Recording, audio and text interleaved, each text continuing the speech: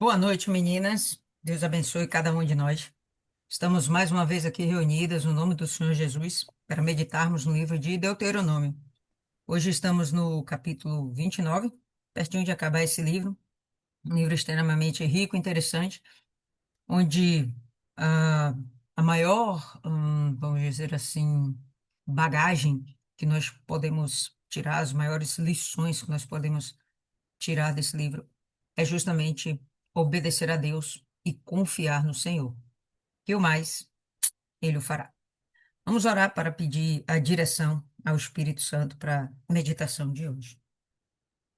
Senhor nosso Deus, querido, amado Pai, estamos mais uma vez diante da Tua santa presença e, em primeiro lugar, Deus, te agradecemos pela oportunidade que o Senhor tem nos dado de podermos meditar na Tua palavra. Deus, que o Senhor venha fazer hoje em nós um avivamento, uma transformação. Vem fazer algo novo. Não deixa, meu Pai, que seja mais uma meditação, mais um encontro, mais um sábado, mas que seja, meu Pai, um momento especial. E o que estamos vendo, ou o que veremos nesse texto sagrado hoje, vem impactar a nossa mente, o nosso coração, a nossa vida. E sejamos capazes de, desde já, mudar algo mais, meu Deus, dentro de cada uma de nós. Que tenhamos coragem para colocar em prática tudo aquilo que o Senhor vai nos ensinar. Que sejamos, meu Pai, valentes o suficiente para não retrocedermos na nossa fé. Nós queremos alcançar, meu Pai, o reino dos céus. Queremos estar junto com o Senhor e sabemos que a passagem aqui por essa terra é uma fase onde o Senhor está nos capacitando e nos aperfeiçoando, nos preparando para o que está por vir. Então, desde já nos colocamos à tua inteira disposição e que o Senhor venha nos usar, mas também nos acrescenta para que possamos, meu Pai, ter sempre a autoridade no Espírito para podermos pregar a tua palavra. Te peço ainda que o Senhor venha, meu Pai, repreender todo mal, toda distração, todo cansaço, todo sono. Que o Senhor venha nos avivar de tal forma, colocar a nossa mente ativa de tal forma que nós sejamos capazes de absorver tudo que o Senhor vai nos ensinar essa noite. E algo a mais, inclusive. Entregamos essa meditação nas tuas santas mãos, em nome do Pai, do Filho e do Espírito Santo. Amém. E graças a Deus. Amém, povo lindo. Então vamos lá, Deuteronômio, capítulo 29. Abre aí a sua Bíblia.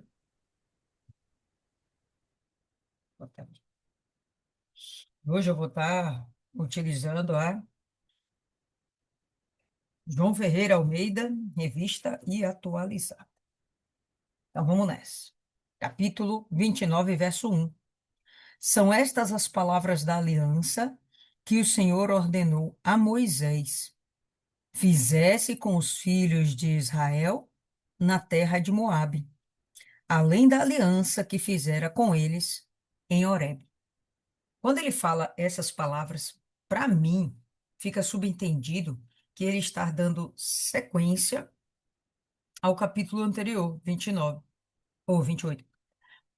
É, quando ele faz o pacto em Horebe, ele fala o que Israel deveria fazer, e especialmente guardar os mandamentos e obedecer.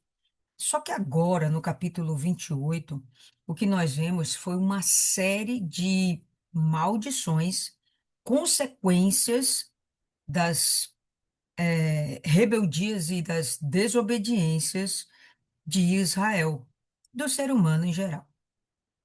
O que foi acrescentado foi justamente as maldições. O que foi dito em Horebe não tinha maldições, tinha uma orientação, né? Tinha um mandamento, né? De obedecer, enfim.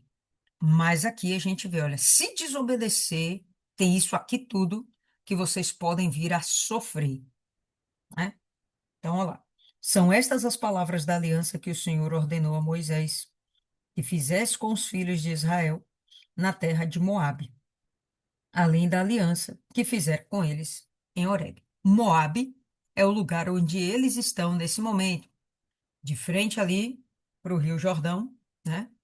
E prestes a atravessar esse rio. Chamou Moisés a todo Israel. Então, Deus deu uma ordem a Moisés e Moisés agora vai cumprir. Ele vai falar essas palavras para todo Israel. Chamou Moisés a todo Israel e disse: Tendes visto tudo quanto o Senhor fez na terra do Egito, perante vós, a Faraó e a todos os seus servos e a toda a sua terra, as grandes provas que os vossos olhos viram, os sinais e grandes maravilhas. Então, parte desse povo que ainda está vivo, que passou, saiu do Egito, atravessou o deserto e está aqui diante da terra prometida, especialmente Josué e Caleb, essas pessoas, elas vão ter na memória o que aconteceu naquela situação no Egito. O que Deus fez, as maravilhas que Deus fez para que o seu povo fosse liberto. Grave isso aí, povo lindo. Moisés está ressaltando as maravilhas que Deus fez, mas o objetivo dele é falar sobre o outro lado dessa moeda. Olha, então chamou Moisés: Tendes visto tudo que o Senhor fez na terra do Egito, perante vós, a Faraó, a todos os servos, toda a sua terra, né? Os servos de Faraó, o povo de Faraó, toda a terra de Faraó, todo o Egito sofreu com as pragas que foram lançadas da parte de Deus. Grandes provas que os vossos olhos viram, sinais e grandes maravilhas. Porém, o Senhor não vos deu coração para entender, nem olhos para ver, nem ouvidos para ouvir, até o dia de hoje. Qual era o problema? Essas pessoas eram estúpidas, elas tinham deficiência mental, eram cegas, tinham deficiência auditiva. Não, não é sobre isso que ele está falando. O que ele está dizendo é que, apesar de eles terem visto aqueles sinais, eles não compreendiam o que aqueles sinais significavam, que é justamente o que eu falei, o outro lado da moeda. Então, para todos os efeitos, o que estava acontecendo ali era Deus ah, obrigando uma nação a libertar o seu povo, para todos os efeitos. Era isso que estava acontecendo. Então, Deus estava fazendo aquilo para que o Egito fosse obrigado a ceder e libertar a Israel, certo? Em primeiro momento, era isso. E o que a gente percebe é que Deus está dizendo que tudo bem se eles compreendessem dessa forma, mas existia um outro sentido que Deus não permitiu que eles vissem, ouvissem, que eles compreendessem o que realmente estava acontecendo ali. Não sei por que Deus não deu essa visão naquele mesmo momento. Não sei.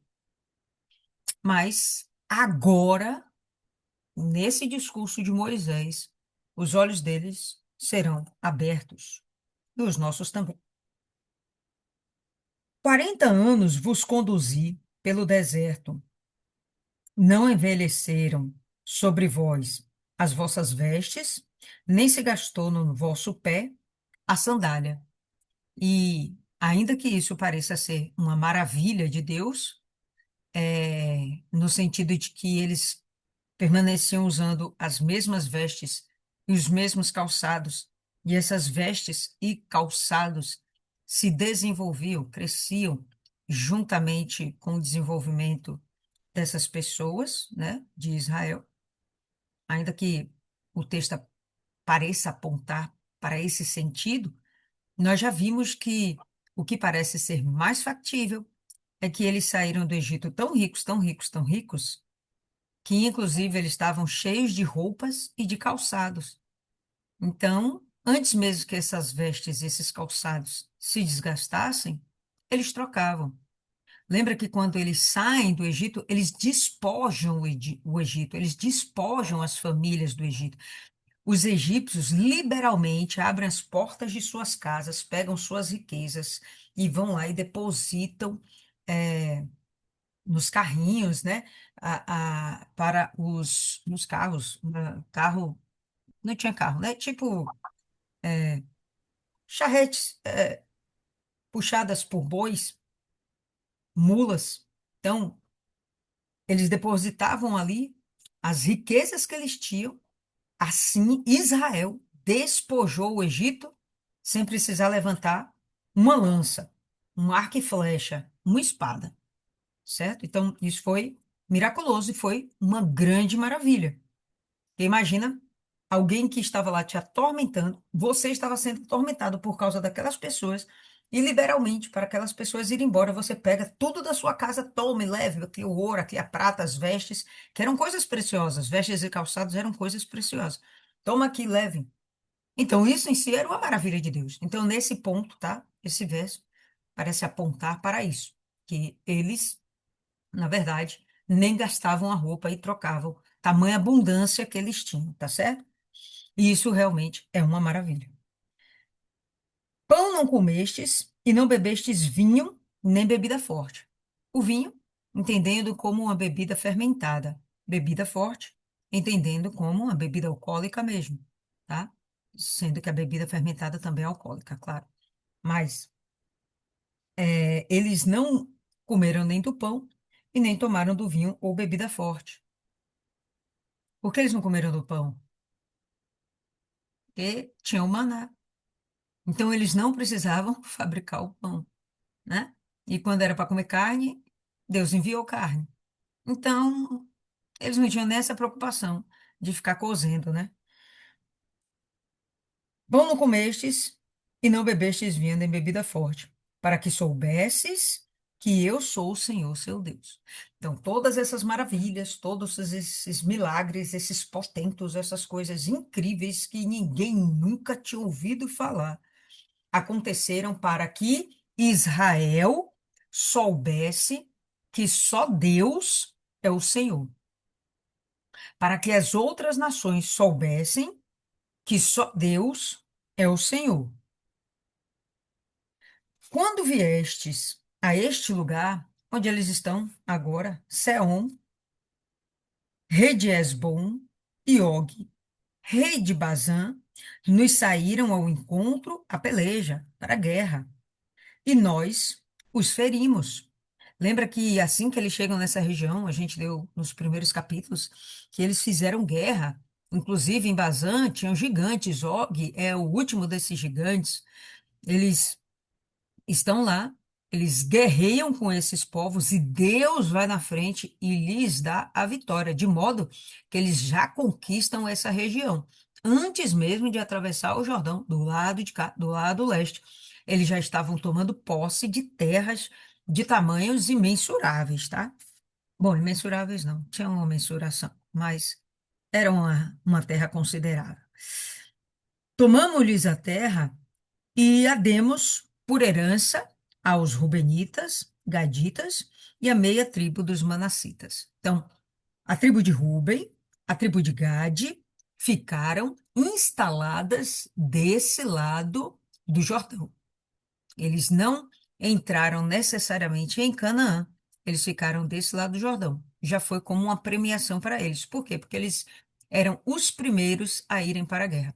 Mesmo quando eles foram tomar posse de Canaã, que os primeiros que iam para a guerra era Ruben, era Gade e Manassés. Tá certo? Guardai, pois, as palavras desta aliança e cumpri-as, para que prospereis em tudo quanto fizerdes. E aqui, nesse momento, o que a gente observa é Deus fazendo um alerta. Guardai as palavras. Guardem o capítulo 28. Não esqueçam o capítulo 28. Claro que não existia capítulo 28, né? Existia as palavras de Moisés. Então, guardem essas palavras sobre a bênção e a maldição. E aqui a gente percebe o Espírito Santo apontando para qual seria a revelação que realmente eles não entenderam e que agora Deus está revelando. Qual seria essa revelação? que aquele povo, o Egito, estava sofrendo nas mãos de Deus, não só porque eles estavam escravizando Israel, mas especialmente porque eles eram idólatras e não adoravam o verdadeiro Deus. O paralelo que Moisés está tentando fazer, tentando não, ele está fazendo, é que se Israel se comportar como as nações pagãs, idólatras, Israel vai sofrer as mesmas maldições que esse povo sofreu. Então, se lembrem do que aconteceu no Egito, se lembrem de Deuteronômio 28 e não esqueçam de guardar essa mensagem. Não se atrevam a adorar outros deuses e me abandonar. Essa é a mensagem, esse é o entendimento das coisas que eles viram, mas não viram, das coisas que eles ouviram, mas não ouviram. Né? Eles perceberam, eles viram, mas eles não entendiam, eles não compreendiam, porque realmente aquelas coisas estavam acontecendo. Então, Deus juntou o útil ao agradável. Chegou a medida da sua ira contra o Egito, pelas abominações que o Egito fazia, no momento em que Israel clamou a Deus pela sua libertação. Ali chegou o momento da sua medida de misericórdia para com o Egito. E aí o pau quebrou, a gente já sabe o que aconteceu. Então guardai, pois, as palavras dessa aliança e cumpri-as para que prospereis em tudo quanto fizerdes. E nós entendemos prosperidade como algo que é plenitude. Então, prosperidade não é ter dinheiro, prosperidade não é ter uma família, prosperidade não é ter saúde, prosperidade é você não sentir falta de nada, nem de uma família, nem de uma saúde, nem de riquezas, de nada. Prosperidade é o cidadão não sentir falta de nada. Isso é prosperidade. Então, guarda as palavras que vocês vão prosperar, ou seja, vocês vão ter abundância de tudo. Vós estáis hoje todos perante o Senhor, vosso Deus. Os cabeças de vossas tribos, né, os líderes, os anciãos das vossas tribos, os vossos anciãos, no sentido de pessoas mais experientes, mais vividas, os vossos oficiais, aquelas pessoas que estavam lá preparadas para a guerra, ahn, e todos os homens de Israel. Então, todo Israel estava diante do Senhor nesse momento, refazendo o seu pacto. Olha lá. Os vossos meninos, as vossas mulheres e o estrangeiro que está no vosso meio, no vosso arraial, desde o vosso rachador de lenha até o vosso tirador de água. Todos estão diante do Senhor. Para quê? Para que entres na aliança do Senhor teu Deus e no juramento que hoje o Senhor teu Deus faz contigo. Então, Deus, ele estava mais uma vez renovando a sua aliança com Israel e estava, obviamente, exigindo a contrapartida, que era o respeito a essa aliança, a obediência a esse pacto, né? Esse pacto ele deveria ser indissolúvel, tanto para da parte de Deus quanto da parte de Israel. Era um pacto para ser indissolúvel. Aliás, os pactos eles deveriam ser indissolúveis, né? Todos os pactos deveriam ser indissolúveis. A pessoa fez um pacto, ali não deveria ser terminada, é uma aliança, deveria permanecer. Ah, para que entres na aliança do Senhor teu Deus e no juramento que hoje o Senhor teu Deus faz contigo, para que hoje te estabeleça por seu povo e ele te seja por Deus, como tem te prometido, como jurou a teus pais, Abraão, Isaque e Jacó. Não é somente convosco que faço essa aliança e este juramento, porém, com aquele que hoje aqui está conosco perante o Senhor nosso Deus, e também com aquele que não está aqui hoje conosco. No momento que ele fala que esse pacto não está sendo feito apenas com aquele Israel presente, aquelas pessoas vivas naquele momento, mas também esse pacto está sendo realizado com aqueles que não estão presentes. Bom, que não estão presentes certamente não significa aqueles que foram mortos, porque morto não pode fazer pacto. Mas o que virão a ter vida, aqueles que virão a nascer, se eles desejarem, esse pacto está valendo. Então, não tem aquela promessa que Deus deu a Abraão de que nele seriam benditas todas as famílias da terra? Nós somos benditos por causa dessa promessa que estamos lendo aqui agora. Se aceitarmos a condição dessa promessa.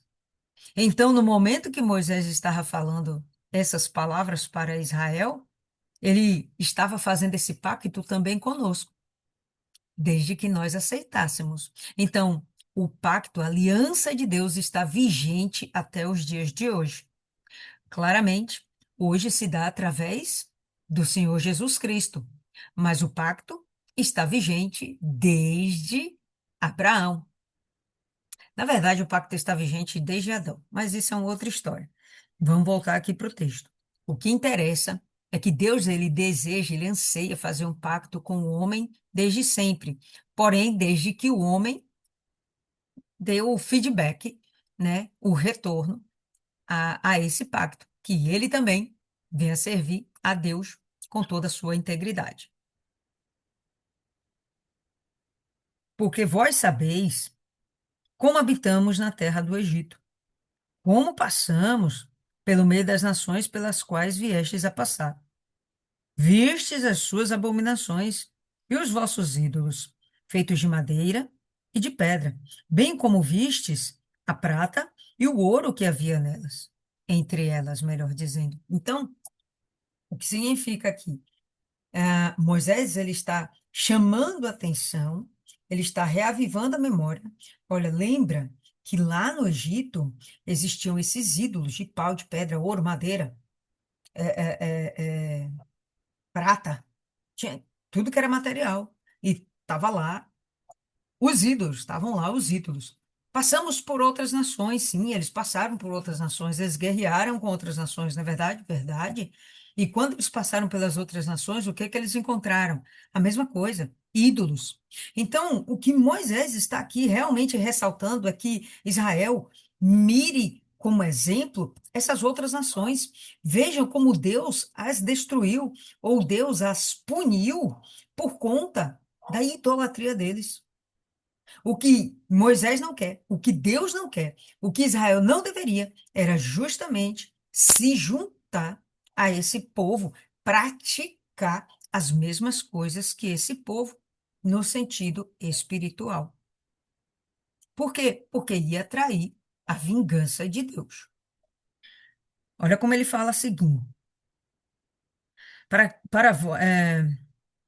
ok, para que entre vós não haja homem, nem mulher, nem família, nem tribo, cujo coração hoje se desvie do Senhor, nosso Deus, e vá servir aos deuses dessas nações, para que não haja entre vós raiz que produza erva venenosa e amarga.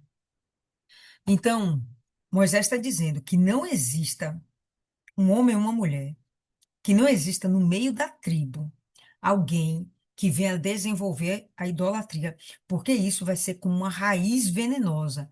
E a raiz, ela vai acabar fazendo o quê? Vai se alimentar das mesmas coisas que o povo lá se alimenta, mas só que vai produzir um fruto ruim e vai contaminar toda Israel. Claro que essa raiz, ela é simbólica.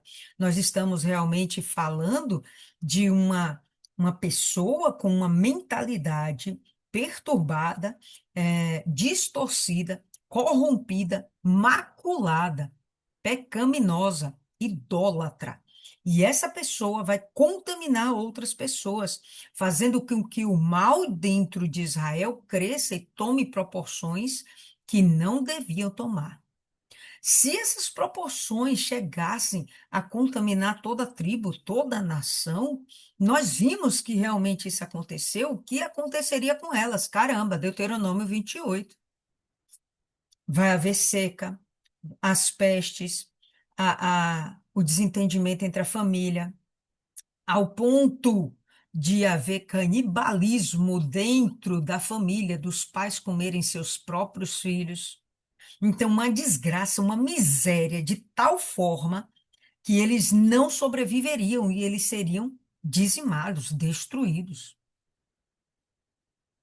Deus toda hora falando a respeito do mesmo assunto. Me obedeça, confie em mim, não vá atrás de outros deuses. Por quê? Porque senão vocês serão tratados não mais como filhos, como meus eleitos, meus queridinhos do papai. Vocês vão ser tratados como as nações pagãs foram tratadas, como meus inimigos. E vamos lá, né? Inimigo, a gente não fica lá flertando com ele, a gente dá um basta. Então, olha lá. Ninguém que, ouvindo as palavras desta maldição, apontando realmente para Deuteronômio 28, a partir do verso 15, ninguém que, ouvindo as palavras desta maldição, se abençoe no seu íntimo, dizendo: terei paz, ainda que ande na perversidade do meu coração, para acrescentar a sede à bebedice. O que significa isso? Sabe aquela pessoa, talvez até nós já passemos, já podemos ter passado por isso, de cometer o pecado e manter o pecado em oculto. Ninguém sabe, ninguém viu, estava entre quatro paredes, estava distante da civilização, estava no meio do mato, ninguém viu. Se ninguém viu, eu vou ter paz. Nada de mal vai me acontecer. Isso é de uma incredulidade absurda. Porque no momento que a pessoa fala isso no seu íntimo, no seu interior, no momento que ela acredita que ela peca e por ninguém saber ela não vai ser punida, ela desconstrói a identidade de Deus, que é onisciente, onipresente, onipotente. Ele subestima que Deus vai estar lá vendo, ouvindo, observando tudo. Ele tira de Deus o seu poder. É como se ele fosse um incrédulo. Como é que ele, dentro de si, ainda vai dizer que ele será abençoado? Isso é uma cegueira espiritual. É uma estupidez absurda. E há quem faça isso ainda nos dias de hoje. Nós tivemos um líder dentro da nossa igreja que foi um dos principais líderes que a nossa igreja já teve. Um dos principais. Muito influente. Um pregador violento. Deus usava aquele homem. Mas ele acobertou o seu pecado, não foi por 1 ou 2 anos, foi por muitos anos. Não sei bem quantos, mas foram muitos anos. E quando o pecado dele foi descoberto, ele acabou confessando, saiu, perdeu tudo, responsabilidades, cargo, título, perdeu, mas o que ele realmente já havia perdido era a consciência de que, independente das pessoas saberem ou não, Deus estava vendo tudo. Por que que na cabeça dele continuou o pensamento, não, eu vou ser abençoado, eu vou continuar sendo usado por Deus? Cegueira espiritual. Não tem um outro nome para isso. Porque uma pessoa em sã consciência, com capacidade, com seu intelecto em dia, pelo amor de Deus, ela não vai abandonar Deus. Ela não vai fingir que Deus não vê tudo. Não tem como, né? O diabo consegue cegar. E é uma cegueira tal que a gente não consegue compreender. Ontem eu estava conversando com uma cliente minha e ela falando que ela é a única cristã dentro da casa dela e que a família é, tem uma série de erros, pecados, falhas, uma confusão. E ela dizendo que ela fica nervosa com aquilo, porque ela não consegue entender por que que ela vê e eles não veem. Por que que ela enxerga e eles não enxergam? Se está tão claro, tão evidente, está aqui, ó, diante dos olhos da pessoa. E aí foi o que eu falei com ela, está diante dos olhos, mas ela não consegue enxergar. O entendimento dela não consegue captar aquilo. Foi o que Deus falou aqui. Os olhos veem, não conseguem ver. Os ouvidos ouvem, não conseguem ouvir.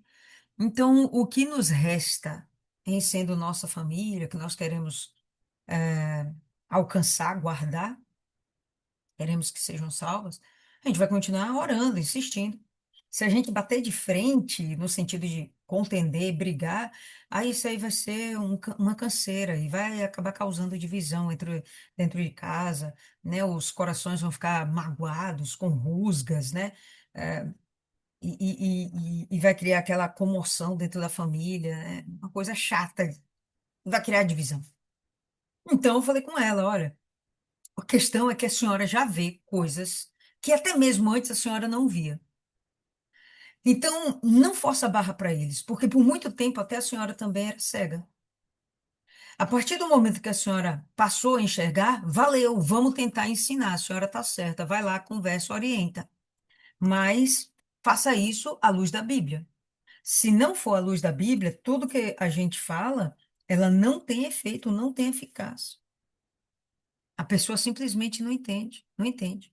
Se a autoridade da Bíblia não for suficiente para convencer a pessoa, quem a convencerá? O Espírito Santo. Então, nós temos de ter a devida paciência e esperar que a coisa aconteça. Então, enfim, essas outras nações que Moisés está usando como maus exemplos, elas não conseguiam enxergar a atrocidade que elas faziam para com Deus. Mas agora É, e até mesmo Israel não conseguia ver dentro do Egito que eles pecavam contra Deus. O que eles conseguiam ver é que eles estavam sofrendo na mão dos egípcios, mas eles não conseguiam ver que os egípcios estavam contrariando Deus, que eles se colocavam como inimigos de Deus, não porque maltratavam os filhos de Deus, mas porque eles abandonaram a Deus. Então Israel precisa ter isso em mente, claro. Não desviem do Senhor. Então, olha lá. Não desviem do Senhor. O Senhor não lhe quererá perdoar. O Senhor não vai querer perdoar. Caraca, é difícil isso aqui, você ouvir isso aqui e simplesmente fingir que você não está ouvindo isso aqui. Deus não vai perdoar se a gente olhar para trás e se voltar para voltar a nossa confiança para qualquer outra coisa que não seja Deus. A gente vai pagar um preço. Tem um tempo da misericórdia, tem um tempo que o Espírito Santo trabalha para abrir nossa mente, mas tem um tempo da justiça, do juízo de Deus, né? Nem justiça, faz parte da justiça, mas é o juízo, porque o juízo é uma sentença, é um julgamento, né? Então, quando a gente percebe aqui Deus falando assim a Israel, ele tem uma preocupação muito grande. Ele sabe que Israel pode realmente se contaminar. Deus está com uma preocupação aqui absurda em Deuteronômio, velho. Deus está com uma preocupação absurda. Ele usa os lábios de Moisés, né? Ele vai depois usar os lábios de Josué. Caramba, ele mandou colocar pedras no meio da terra prometida com a palavra escrita para que nada disso fosse perdido. Se a pessoa tivesse dúvida, ah, não, vou lá na pedra para confirmar. Vou lá para ver se eu estou pecando ou se eu estou fazendo a coisa que agrada a Deus. Deus mandou que isso estivesse acessível a todas as pessoas. Por quê? Porque era um alerta. Não é porque Deus é perverso, maldoso e quer colocar uma grade em nosso redor. Não, ele quer nos proteger das maldições e da perda da salvação. O Senhor não lhe quererá perdoar. Antes, fumegará a ira do Senhor, se acenderá a ira do Senhor, e o seu zelo sobre tal homem. E toda a maldição escrita neste livro, Deuteronômio 28, toda maldição escrita neste livro jazerá sobre ele, cairá sobre ele. O Senhor lhe apagará o nome de debaixo do céu, vai destruir. A memória dessa pessoa, ela vai ter de ser esquecida. Por quê? Porque foi um péssimo exemplo, foi um péssimo filho, um péssimo servo, um péssimo, um péssimo adorador a Deus. Então, Deus vai aniquilar. E se não for um indivíduo? Se for a família, Deus vai aniquilar. E se for a tribo? Deus aniquilou 10 tribos. Depois ele parou e aniquilou mais duas. Acabou, não tem conversa fiada. Não tem conversa fiada. A promessa de Deus está valendo, o pacto, a aliança de Deus está valendo até os dias de hoje para nós, se atentamente ouvirmos a voz do Senhor. O Senhor separará de todas as tribos de Israel para calamidade. O que é calamidade, gente? É aquela situação onde a pessoa, a nação, aquela terra está em desespero. Falta comida, falta saúde, falta ajuda, apoio, falta equilíbrio mental, falta equilíbrio emocional, falta tudo. É um desastre. E a pessoa não tem em que se apoiar. Ou ela confia em Deus, ou ela está lascada. O que eu acho interessante é que Deus, ele não resiste a um coração quebrantado. Quando a gente vai lá e faz essa obra dentro da gente, que obra? Quebranta nosso coração, quebranta o nosso eu, o nosso orgulho. Quando a gente vai lá, destrói isso aí e apresenta a Deus, olha, reconstrói. Quando a gente faz isso, Deus, ele não resiste. Deus aniquilou praticamente toda a nação de Israel. Praticamente. Sobrou pouca gente. Se refizeram. Mas por que Deus aniquilou toda a nação? Não foi só porque ele falou que faria. É porque ele não encontrou, em jeito nenhum, arrependimento e quebrantamento nesse povo. Então era um povo obstinado em fazer o que é errado. Se o cara julga que fazer o pecado dele, cometer o pecado dele escondido, ele não vai ser descoberto por ninguém, realmente ele não acredita que vai existir uma sentença sobre ele. Aí o que é que ele faz? Continua fazendo besteira, né? Continua fazendo besteira. O Senhor separará de todas as tribos de Israel para a calamidade, segundo todas as maldições da aliança escrita neste livro da lei. E a gente viu que eram coisas muito duras, muito absurdas, né? Perturbadoras, de tudo. Ó, o que ficou na minha cabeça, uma daquelas maldições foi: não darei descanso aos seus pés. Não darei descanso aos seus pés. Por um lado, a pessoa vai viver fugindo. Por outro lado, ela nem vai parar para dormir. Aí vem insônia, né? A pessoa fica perturbada, aí vem a depressão, o desânimo. Tá tudo lá. Cara, tá tudo lá. A gente olha para as coisas hoje e a gente vê, não é todo mundo que consegue enxergar, mas a gente vê, caramba, estão sendo amaldiçoados pela rebeldia, pela desobediência a Deus. Pessoas ficando malucas pela desobediência a Deus. Espírito de cegueira espiritual, vinda do próprio Deus. Espírito de loucura, vinda do próprio Deus. Tudo isso maldições vindas do próprio Deus. Por quê? Pela quebra do pacto. A gente, lendo isso aqui, é para criar dentro da gente temor. Temor mesmo, temor, temor. Para a gente não passar por essas situações. Isso é importante. O espírito sai aqui dessas páginas e penetra dentro da gente, e o objetivo é para causar temor. Então, dirá a geração vindoura, os vossos filhos, que se levantarem depois de vós, e o estrangeiro que virá de terras longínquas, vendo as pragas desta terra, e as suas doenças, com que o Senhor a terá afligido, e toda a sua terra abrasada com enxofre e sal, de sorte que não será semeada e nada produzirá, nem crescerá nela erva alguma, assim como foi a destruição de Sodoma e Gomorra, de Admá e de Zeboim, que o Senhor destruiu na sua ira e no seu furor. Lembra Sodoma e Gomorra? Veio uma chuva dos céus, uma saraiva, né? Uma saraivada dos céus, com fogo e enxofre, de modo que aquela região, até os dias de hoje, é coberta de sal, de enxofre, e ela é completamente improdutiva. Povo lindo, isso tem pelo menos uns 3.500 e 3.500, uns 4.000 anos. A terra continua improdutiva. Você vai lá, o enxofre está lá. Você pega a pedrinha de enxofre, você acende, e ela queima com a chama azul, a chama do enxofre. Está lá. Rapaz, a palavra de Deus é violenta, ela se cumpre. Tem como a gente duvidar disso aqui, não. Então, todo mundo, os filhos, os estrangeiros, vão olhar para a desolação e vão perguntar. O que é que vão perguntar?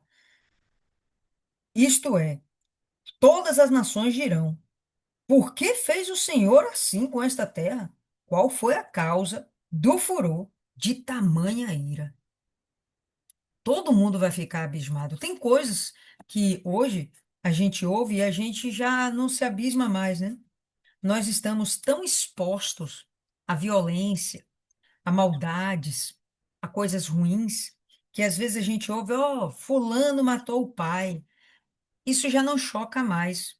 Cauterizou o nosso sentimento, a nossa emoção. Isso não nos choca mais. Mas o que vai acontecer, o que aconteceria, é que pessoas acostumadas em ver toda sorte de desgraças, elas olharão para aquela terra castigada, para aquele povo castigado, e vão se perguntar, abismadas, o que foi que esse povo fez para tamanha ira de Deus, para tamanho furor, para tamanha raiva. Então se dirá, alguém vai levantar no meio do, diante do questionador e vai dizer: porque desprezaram a aliança que o Senhor, Deus de seus pais, fez com eles quando os tirou do Egito. E se foram e serviram a outros deuses, quebraram aliança com Deus e foram servir outros deuses, e os adoraram, deuses que não conheceram e que não lhes havia designado, Deus não havia lhes designado que adorassem nenhum outro Deus. Pelo que a ira do Senhor se acendeu contra esta terra, trazendo sobre ela toda a maldição que está escrita nesse livro que nós já lemos. O Senhor os arrancou com ira da sua terra, mas também com indignação, com grande furor, e os lançou para outra terra, como hoje se vê. Parece que Moisés está vendo o que está acontecendo. Estava acontecendo isso nesse momento? Moisés fala como aquilo estivesse em tempo presente, mas não, não estava acontecendo. Seria a memória, ou melhor, um pensamento da pessoa naquele momento presente, no futuro, questionando. Pois bem, e a pessoa respondendo: olha, como vocês veem agora, isso foi por causa do furor de Deus. Mas, de verdade, isso aconteceu com Israel mais duas vezes. Eles saíram do cativeiro egípcio, eles foram tomados pelos assírios, que foi devastador. Israel, 10 tribos ali já foram consumidas, 10 tribos já foram consumidas pela Síria. A Síria arrancou eles da sua terra, mandou eles para outras terras distantes, para outras nações que os assírios haviam dominado. Qual o propósito disso? Estratégia de guerra. Eliminar todas as forças que poderiam existir dentro daquelas pessoas. Quando você, com um bando, transferido para outro lugar, continua como um bando, ainda existe uma força, a união faz a força. Mas quando esse bando, essa nação, esse povo é pulverizado em muitos lugares, eles perdem a força, estão numa região onde eles não conhecem a língua, não conhecem a cultura, eles nem estão habituados ao modo de alimentação daquele povo. Então, eles ficam completamente perdidos, fracos, vulneráveis. Não há nenhuma possibilidade deles insurgirem-se, se rebelarem contra o governo ao qual eles estariam submetidos. Então, a Assíria usava isso não só com Israel, usou isso com outras nações, era uma tática de guerra para quebrar a força das nações que eram saqueadas e dominadas. Isso aconteceu com Israel, tá? Então, depois disso veio o cativeiro babilônico. E aí a desgraça foi maior. Maior por quê? Só foram duas tribos, para não dizer duas, três, que tinham os levitas por lá, né? Era Benjamim, Judá e os levitas. Então, o que aconteceu de tão pior do que Israel, as outras 10 tribos, né? O reino do norte, o que que aconteceu de pior? Jerusalém foi destruída. O templo foi destruído. A casa do Senhor foi destruída com a permissão do próprio Deus. De que adiantava um templo erguido se não seria para adorar o verdadeiro Deus? Aquele povo cometeu a abominação de levar ídolos para a casa do Senhor, de colocar ídolos de Baal dentro da casa de Deus, diante da Arca da Aliança. Macabro, muito macabro. Eles conseguiram fazer coisas absurdas e por isso essa ira de Deus. Meu Deus, a gente pensar nisso, a gente já fica revoltado. Imagina Deus. O Senhor arrancou com ira de sua terra, mas também com indignação e grande furor, e os lançou para outra terra, como hoje se vê. As coisas encobertas pertencem ao Senhor nosso Deus. Porém, as reveladas nos pertencem, a nós e a nossos filhos, para sempre, para que cumpramos todas as palavras desta lei.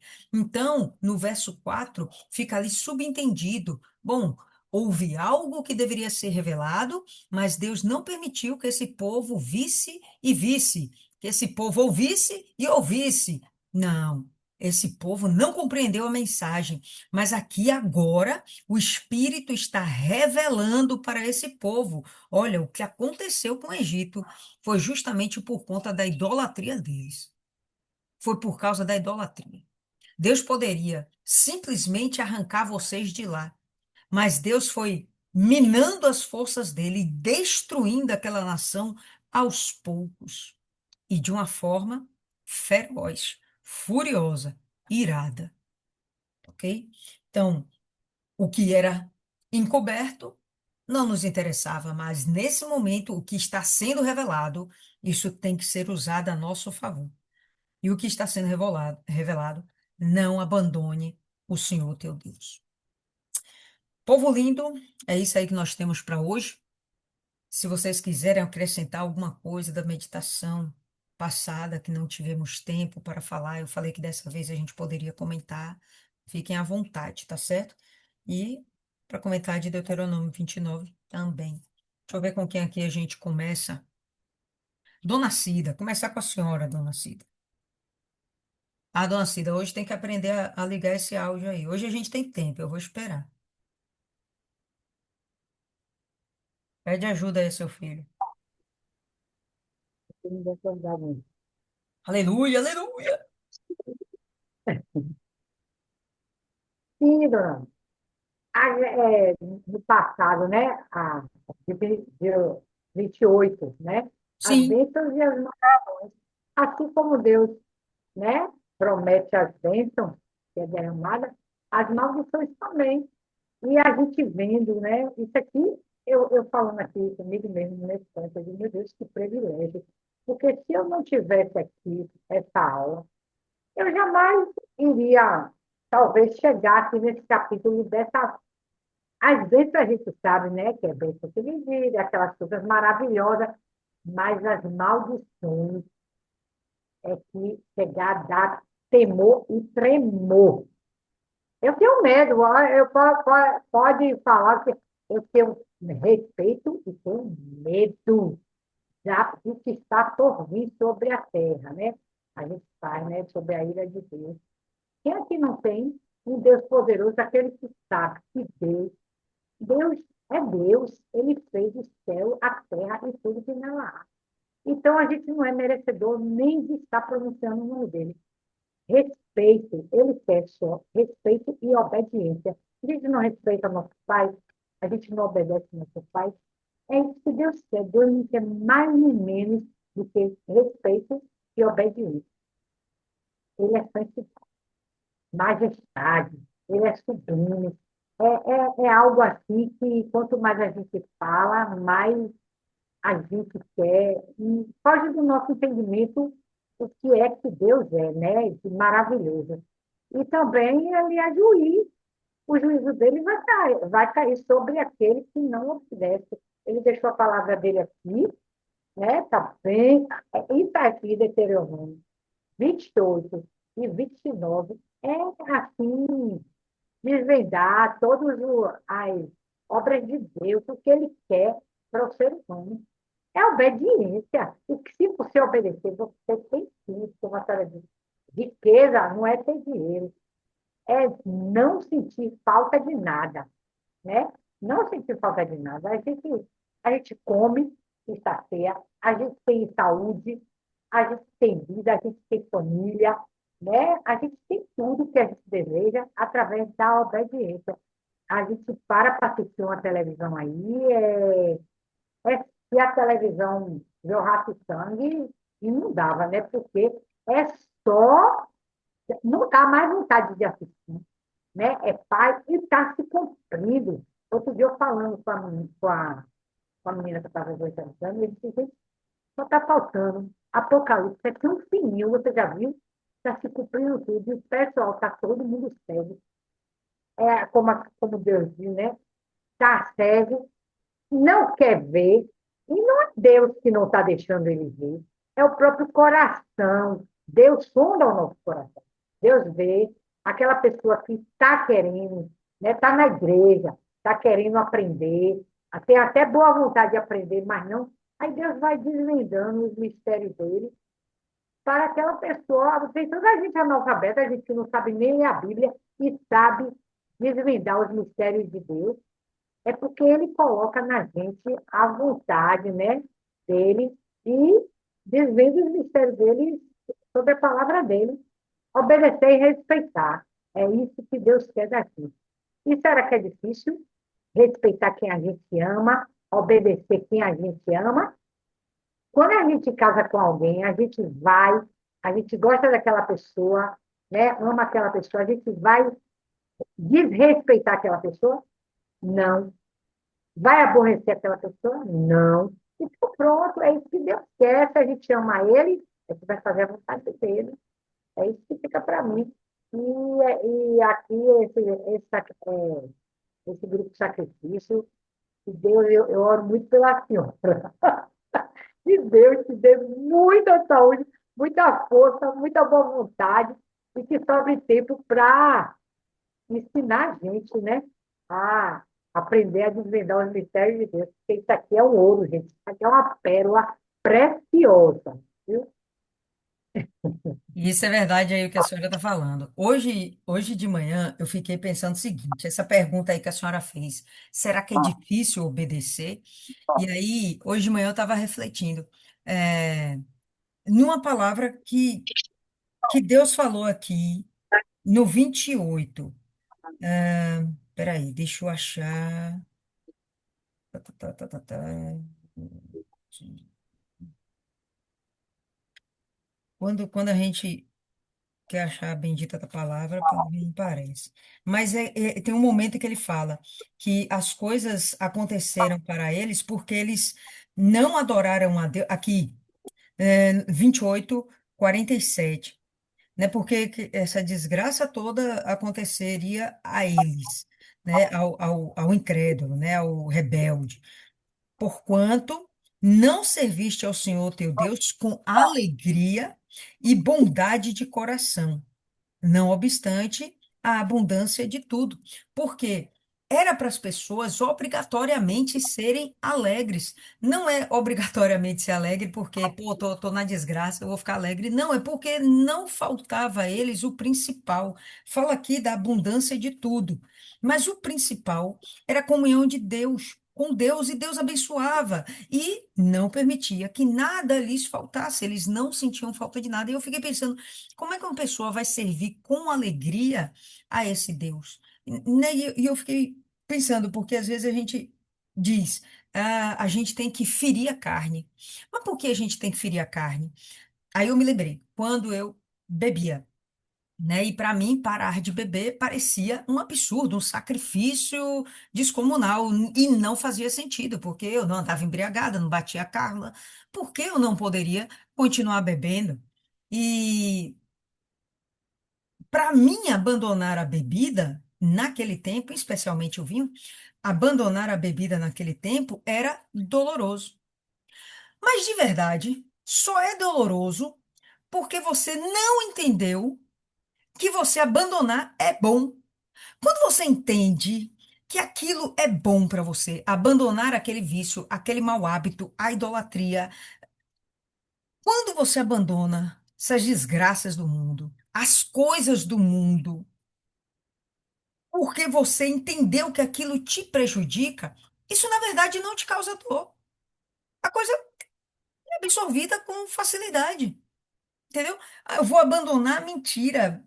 Poxa, mas de vez em quando eu preciso me utilizar desse recurso para escapar de um patrão, escapar de alguém. Se você entende que aquilo te prejudica, você vai abandonar aquilo ali e encarar as coisas numa boa. Vai te trazer alegria realmente. Você vai estar servindo a Deus, não é com dor, vou machucar minha carne, vou ferir minha carne, só quando você não consegue compreender que aquilo te prejudica. Quando você entende que aquilo te prejudica, quando cai a ficha, quando aqui na outra, cadê? Aqui em 29 ele fala, cadê? Peraí.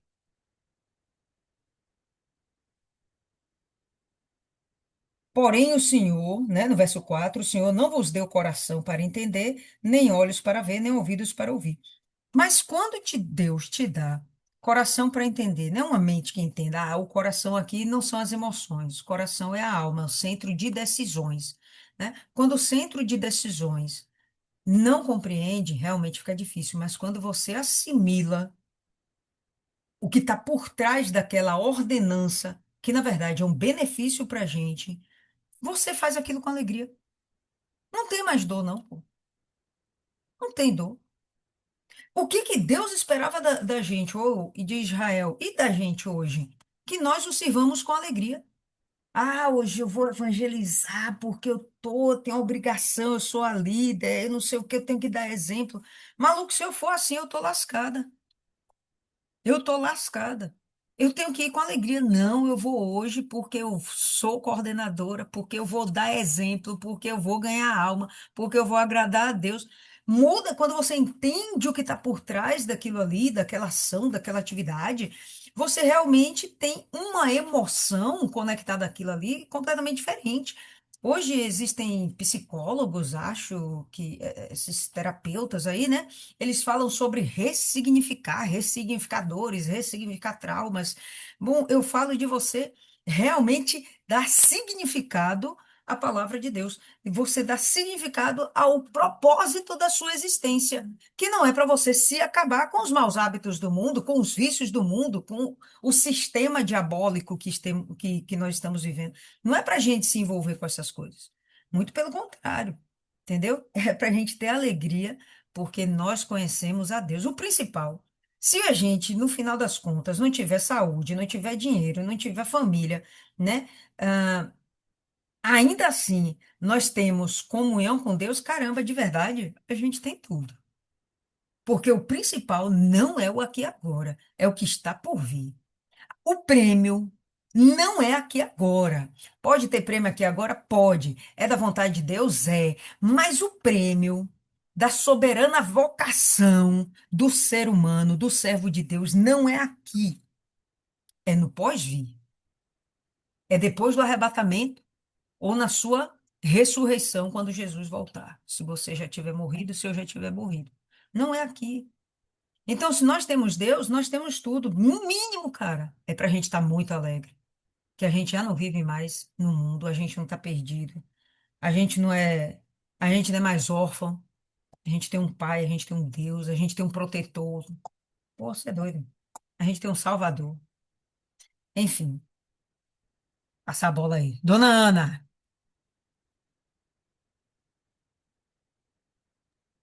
Boa noite. Boa, dona Ana. É praticamente vocês aí, dona Cida e a senhora já falaram tudo, né? Porque é, a chave é a obediência. É a obediência, é o temor, o respeito e obedecer mesmo a palavra de Deus. Procurar entender, compreender e colocar em prática.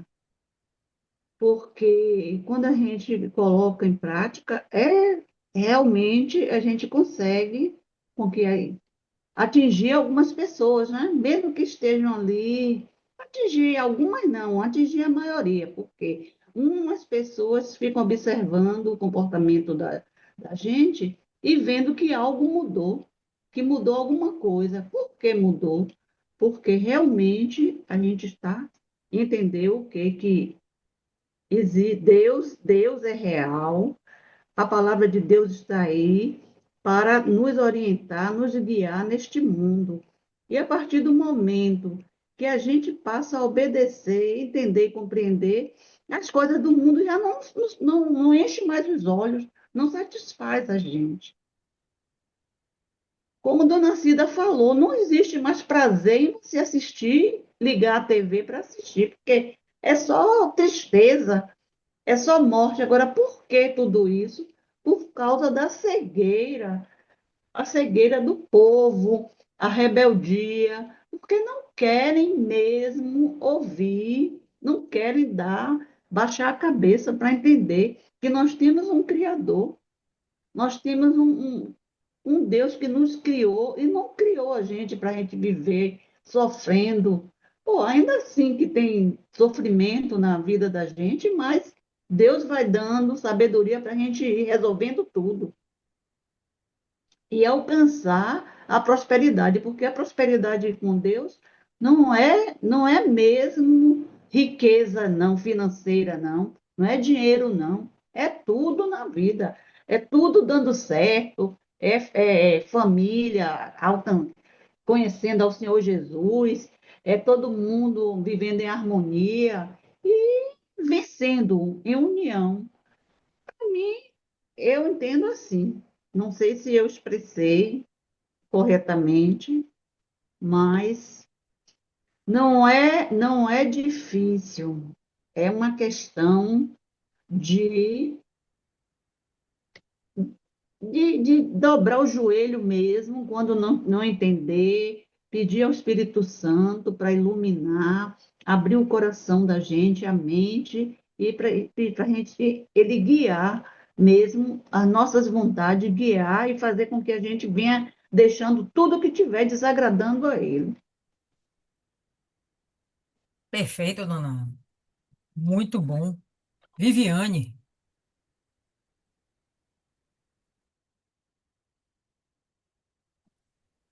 Boa noite, meninas, dona Lília. É,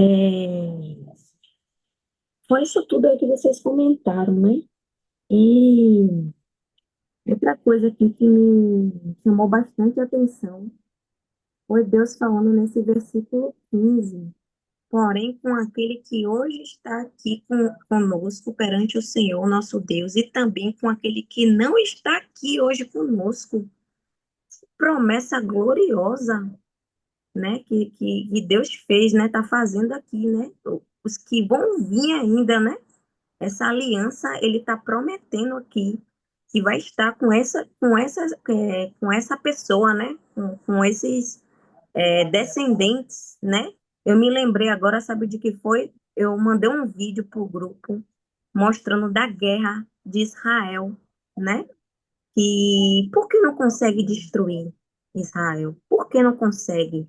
Uma nação tão pequenininha e vem todos contra, né? Vários mísseis. E por que não consegue, né? Porque tem uma promessa ali de Deus feita a Abraão, não sei quantos mil anos. Deus é glorioso, gente. Quando você para assim, meu Deus do céu. Aí muitos não sabem, desconhecem, fala mal do país, faz um monte de coisa. Eu falei, meu Deus, que cegueira. Aí vem a cegueira espiritual, né? Como está escrito também aqui na Bíblia, a cegueira. Então, me chamou a atenção muito sobre isso daí, me fez lembrar disso. E do que mais que eu estava aqui, meu Deus. Sim, e eu nunca vi um povo tão assim, eu vi como um povo que não tivesse interesse para as coisas de Deus, porque Deus é o tempo todo fazendo eles lembrar da promessa, lembrar de guardar os mandamentos, né? Da lei, que a lei te protege, né?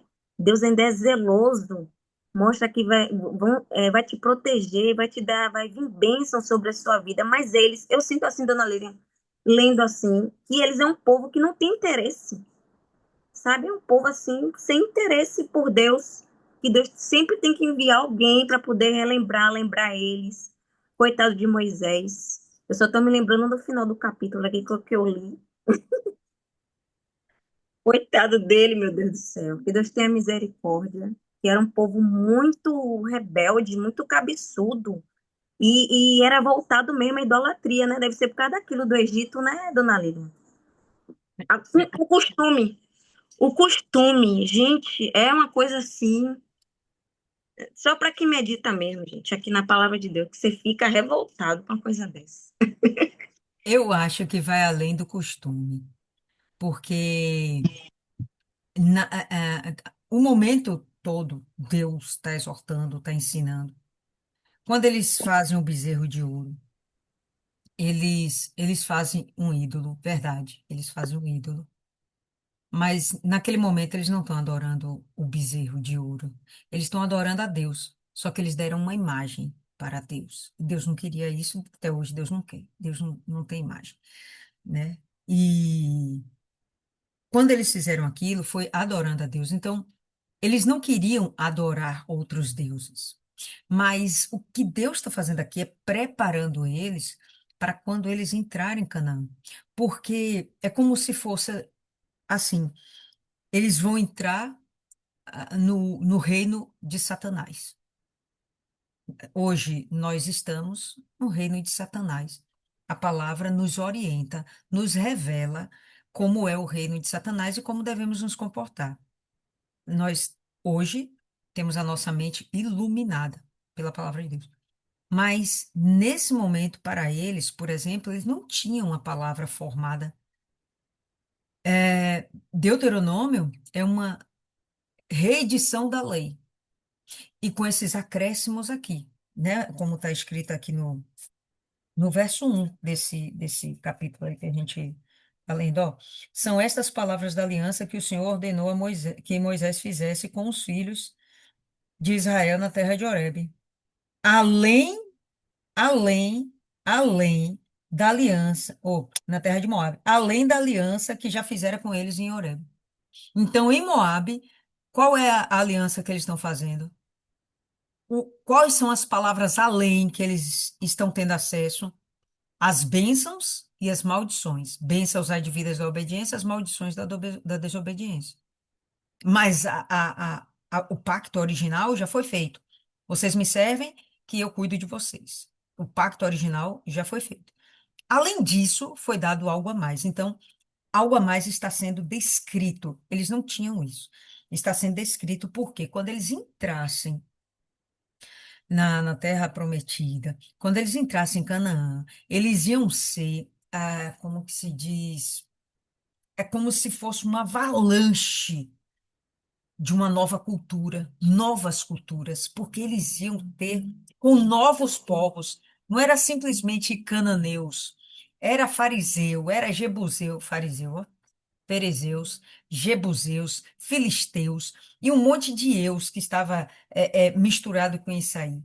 Eram muito, e cada um com sua cultura. Hoje a gente não tem a Índia, o Irã, a França, tudo cultura diferente. Brasil, cultura diferente. Estados Unidos, diferente, cada um com sua cultura. E nós somos bombardeados com essas coisas. Pois bem, a mesma coisa, eles iam ser bombardeados com essas culturas, essas falsas doutrinas. E se eles não tinham uma mente muito bem formada, que é o que nós estamos fazendo aqui, nós estamos formando, forjando, né, o nosso entendimento, o nosso intelecto, nossa emoção para servir a Cristo. Eles não tinham, e o que está sendo feito aqui, e meio que de urgência, é formatar isso neles. Está sendo feito de urgência, sabe? Passaram 40 anos no deserto e não houve essa intensidade de aprendizados. O aprendizado do deserto é, se você desobedece, você se lasca. Mas o aprendizado agora, você não pode ser idólatra.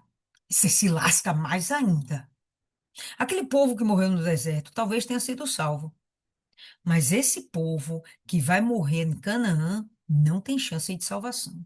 Quando Deus fala, eu vou apagar o nome, você é doido. É para aniquilar, é perda de salvação. Perda de salvação, entende? Então, o apelo de Deuteronômio é forjar essa mentalidade neles. Então, quando eles entrassem lá, não era que eles tinham já hábito com idolatria, porque quando eles saem do Egito, eles não vão adorar outros deuses. Eles não vão adorar Amon, Ísis, né, e Horus. Não. Eles vão adorar o Senhor. Eles dão uma imagem para Deus? Tudo bem, mas eles vão adorar a Deus. Eles vão adorar o Senhor. Mas quando entrarem no Canaã, aí, meu irmão, eles vão adorar qualquer coisa. E a gente sabe que eles vão adorar qualquer coisa. Então Deus estava meio que preparando, olha, não faz isso. Vocês vão adorar qualquer coisa.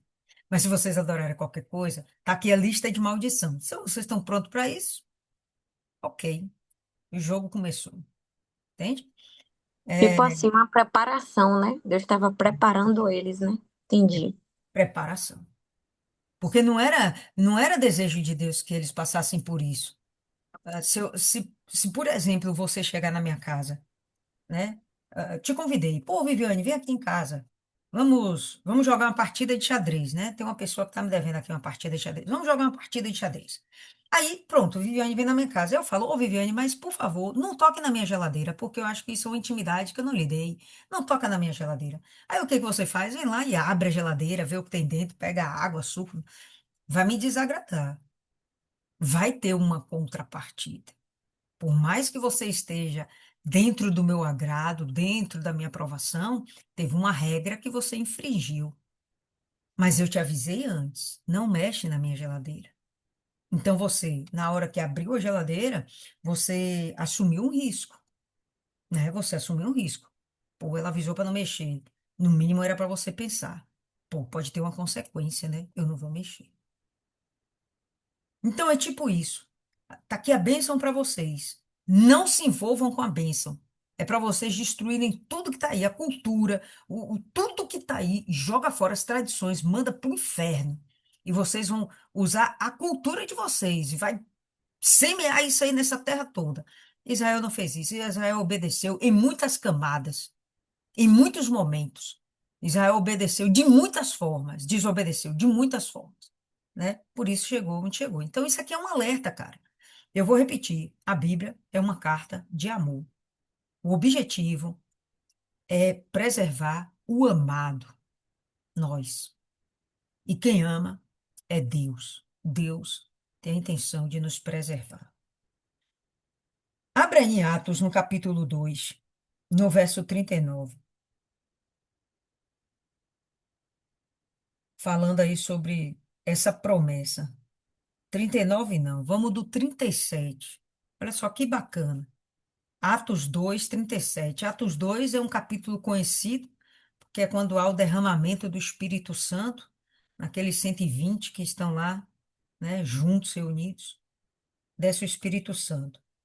E também é muito famoso o Atos 2, pela pregação de Pedro e os 3.000 batizados. Olha só que legal.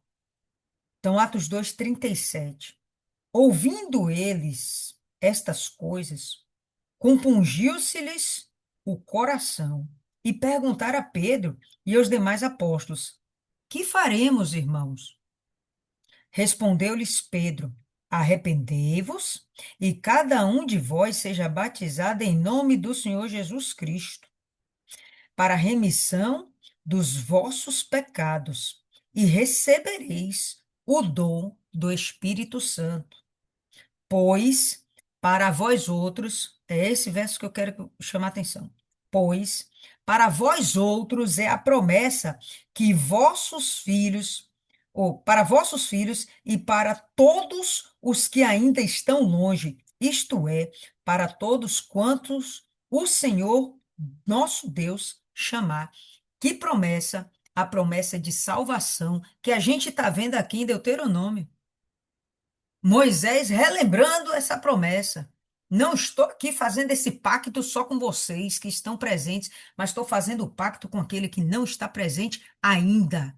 E Pedro, ele está aqui falando, Pedro, conhecedor da lei, ele está aqui falando, tá? Então, pois para vós outros é a promessa, que promessa? A promessa do Espírito Santo para vossos filhos e para todos os que ainda estão longe, isto é, para quantos o Senhor nosso Deus chamar e der ouvidos. Porque se chamar e também não der ouvido, a promessa fica invalidada, né? Mas se Deus chamou, a promessa está valendo. Para concluir, povo lindo, que o tempo está se esvaindo, Graziela, e aí faça suas considerações, caso as tenha, e aí você faz a oração final. Olha esse gato aí, vai virar churrasquinho. Viviane tem uma receita aí, não? De gato, churrasquinho, um negócio assim. Não, não sei o que você fez aí, não, Graziela. Só Deus. Era só para abrir o áudio, Graziela. Só abrir o áudio. Toca na tela, calma. Toca na tela uma vez. Vai aparecer ali. Toca de novo. Aí, ô, aleluia. Ó, cadê eu? Tá tudo certo, a gente tá te vendo, a gente tá te vendo. Ó, aqui, eu achei essa aqui muito forte, né? Porque no versículo 29, aliás, no capítulo 29, no versículo 9, fala assim: Guardai, pois, as palavras dessa aliança e cumpri-as, para que prospereis em tudo o que fizeres, né? Então, como você falou, assim, a prosperidade não é só o dinheiro, né? Porque por muito tempo a gente dentro da igreja, né, principalmente antigamente, você tem que prosperar, você tem que ter dinheiro, né? Nossa, é uma vergonha você obreiro, você trabalhar na reunião e pegar ônibus. Você não pode aceitar isso, aquela coisa, sabe? E tudo dinheiro. E não é tudo sobre dinheiro, né? A prosperidade não é isso. Eu acho que, assim, acima de tudo, é você ter paz, sabe? É você entrar, você deitar a sua cabeça no travesseiro e você conseguir dormir, né? É você realmente, você entrar na sua casa, você, apesar de todas as lutas, você saber que, poxa, Deus, ele tá com você, né? Em tudo que você fizer, né? Como está escrito aqui, em tudo que você fizer. Agora, se você não tem paz, sabe, em meio às lutas, então, realmente você tem que reavaliar, né? Reavaliar o que está acontecendo, entendeu? Ou então, se você realmente você está vivendo a palavra de Deus e essas promessas não estão se cumprindo, aí você tem que cobrar de Deus. Porque o que está escrito tem que se cumprir, né? Porque se a gente obedece, se a gente realmente assim pratica o que está na palavra de Deus, e você não tem um retorno, poxa, então peraí, você precisa usar a sua fé. Mas isso aqui tem que acontecer, sabe? Isso aqui tem que acontecer. Eu tenho tido muitas experiências com Deus. É como aquele bambu chinês, né, que as pessoas falam, ele vai crescendo a raiz, fica 5 anos lá só formando a raiz, né? E depois que ele dá fruto, eu vejo que eu tô meio que nesse processo aí. Tá só formando a raiz, mas uma hora vai dar fruto, porque não tem como, gente. Não tem como você viver a palavra de Deus e ela não se cumprir, né? Mas aí eu cheguei no momento que tá bom, tô vivendo, mas agora eu quero ver. Eu quero ver e tem que acontecer. E assim tem que ser a nossa fé. Nossa fé ela tem que ser viva. Ela tem que ser viva para realmente, assim, fazer algum sentido. Porque senão, poxa, peraí. Isso aí é fé natural. Você trabalhar, você receber no final do mês, isso é fé natural, sabe? Agora eu quero o sobrenatural. Eu quero realmente ver, igual a gente leu as bênçãos, né? De Deuteronômio. Eu nem fiquei para as maldições. Eu saí porque eu falei para Deus, gente, a maldição, ela vem e é rápido, sabe? É a galope, você pode ter certeza. Você pecou, olha, a conta vai chegar. E chega, entendeu? E Deus, ele permite, e o diabo, ele não tem pena. Agora, a bênção também tem que acontecer. Demora? Demora, mas espera aí, tem que acontecer mesmo, né? Então, que a gente realmente venha cobrar de Deus essas promessas, se ainda não está vivendo, e venha se reavaliar, né? Se você não está tendo paz, se você não está tendo essa prosperidade, como está escrito aqui. Vamos orar, então. Senhor, meu Deus e meu Pai, em nome do Senhor Jesus, meu Pai, nós te agradecemos, meu Deus, por esse momento. Te agradecemos, meu Pai, por essa revelação que o Senhor tem nos dado, meu Deus. Por esse alimento, meu Pai, que é a tua palavra, meu Pai, a tua palavra em nós. Meu Deus, que a tua palavra ela venha se cumprir, meu Pai, que as tuas promessas, meu Pai, elas venham sair do papel, elas venham se materializar na nossa vida. Mas não é para nossa glória, não, meu Deus. É para a tua glória, meu Pai. É para que as pessoas venham ver, meu Pai, o Senhor na nossa vida, meu Pai. Não só, meu Pai, na vida financeira, mas acima de tudo, meu Pai. Que elas venham ver em nós, meu Pai, o brilho do teu Espírito, meu Deus. A paz que esse mundo não tem, meu Pai, porque a tua palavra diz, meu Deus, que o ímpio, ele não tem paz. Ele pode ter tudo, ele pode ter o emprego dos sonhos, ele pode ter dinheiro, mas a alma, ela não se sacia, meu Pai, porque só o Senhor, meu Pai, tem a fonte de águas vivas, meu Pai. Só o Senhor é a fonte, meu Pai, que realmente é capaz de saciar a nossa sede, meu Pai. Então, Espírito Santo, que a tua palavra, meu Pai, ela venha fazer efeito, meu Pai, no nosso coração, na nossa vida, na nossa mente. Que o Senhor venha, meu Pai, nos renovar, nos fortalecer, meu Deus. E que o teu nome seja glorificado na nossa vida. Te agradecemos, meu Pai, por esse momento, meu Pai, pela vida da tua serva que conduz, meu Pai, essa meditação. Que o Senhor venha cada vez mais, meu Pai, dar entendimento, dar sabedoria, meu Pai, e abrir, meu Deus, a nossa mente para entender a tua palavra, meu Deus, que se discerne espiritualmente, Espírito Santo. Nós te louvamos e te agradecemos por tudo, por a vida de cada uma que está aqui. Em nome do Pai, do Filho e do Espírito Santo, meu Deus, amém. Amém, povo lindo, e graças a Deus. Tenham todas uma excelente semana. Se prepara aí, domingo vai ser uma bênção. Domingo todos os povos estão em vilas às 18 horas, viu? Então a gente vai se rever aí amanhã, 18 horas. E que Deus abençoe todas vocês. Hasta la vista. Olha, não, não, viu, Viviane? Eu quero você aqui, viu? Todo mundo em vilas, 18 horas. Até mais.